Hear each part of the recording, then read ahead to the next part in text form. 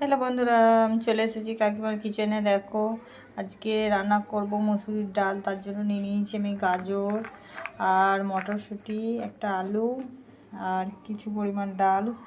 এখনকার দিনে জানো তো, শীতেতে মটরশুঁটি গাজর খেতে খুব দারুণ লাগবে। আমি এই দিয়ে আজকে মসুর ডাল বানাবো। দেখো, দিয়ে দিয়েছি, তেল গরম হয়ে গেছে, কেটে রাখা সবজিগুলো দিয়ে দিলাম। দিয়ে ডালটা সিদ্ধ হয়ে গেছে, আমি এখন নামিয়ে রেখেছি। এবার কড়াইয়ে তেল দিয়ে দিয়েছি, তেল গরম হয়ে গেছে।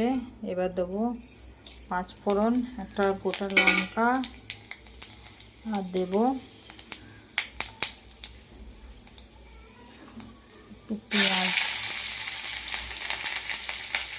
পেঁয়াজ অ্যাড করে দিলাম, আর দিলাম কেটে রাখা একটা টমেটো, গোটা টমেটো। আর কোনো মশলা দেবো না, মশলা দিলেও হবে ভালো, আর না দিলেও ভালো। সেটা দিয়ে দিলাম কেটে রাখা ধনেপাতা। দেখো, আমার গরম গরম সবজির ডাল রেডি বন্ধুরা।